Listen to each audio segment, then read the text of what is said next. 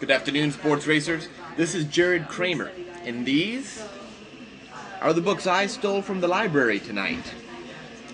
You're watching the show with They Frank. Hi, I feel like poop today. Rolo Me says, Zay, take the day off, please. Okay, that sounds nice. Daft Gretel writes, tell us a bedtime story. But I thought you said I could take the day off. Aif writes, I second the bedtime story. Oh. Creepy Sheep thirds it. Okay, but I don't really know how. On a farm not too far from where you live, a little duck was born that the humans named Stumpy. Stumpy wasn't his duck name, I can't pronounce that, but it sounds a little like if you put a clothespin on your tongue and said choo-choo train while somebody hit you in the back of the head with a pillow. Stumpy was like any other duck, except that he had a little more duck than other ducks did. While most little ducks had 2 legs, Stumpy was born with 4.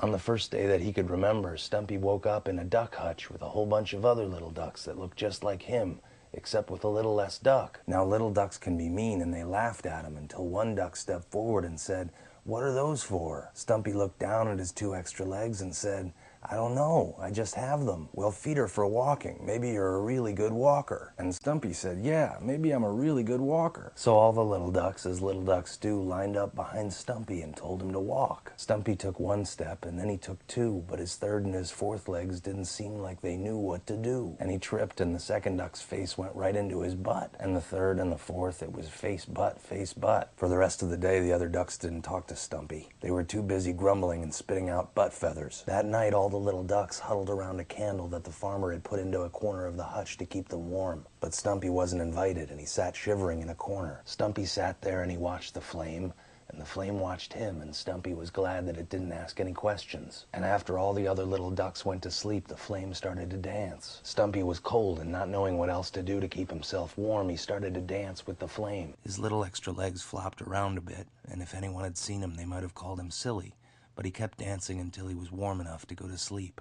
On the 2nd day, the farmer took all the little ducks out of the hutch into a small pond that's very close to where you live. The same duck came up to Stumpy and said, "Feet are for swimming. Maybe you're a very good swimmer." And Stumpy said, "Yeah, maybe I'm a really good swimmer." But when he got in the water, his 2 extra legs weren't strong enough to swim, and they were heavy, and his little head got pulled under the water. Because of Stumpy, the farmer had to take all the ducks home early. That night, the candle was a bit lower, and Stumpy danced to keep himself warm. Now, the 3rd day was Flying Day, and it was worse than both the other days combined. I won't even tell you what happened, but it involved a twig, a pylon, and a very sore duck. By this point, not even the friendly duck wanted to talk to Stumpy. That night, when they were in the middle of getting put back in the hutch, the farmer's wife called the farmer, and he forgot to close the door. The farmer may not have noticed, but something else had. As the little ducks stared out into the barn, 2 little greasy eyes stared back at them. It was the barn weasel, and as he approached, he licked his greasy lips. All the little ducks huddled around the candle, which was so low that it sputtered and fizzled. "Do something," they all yelled at each other. Stumpy looked around, and no one was doing anything, except the flame, which was dancing like crazy. So Stumpy did the only thing he knew he could do.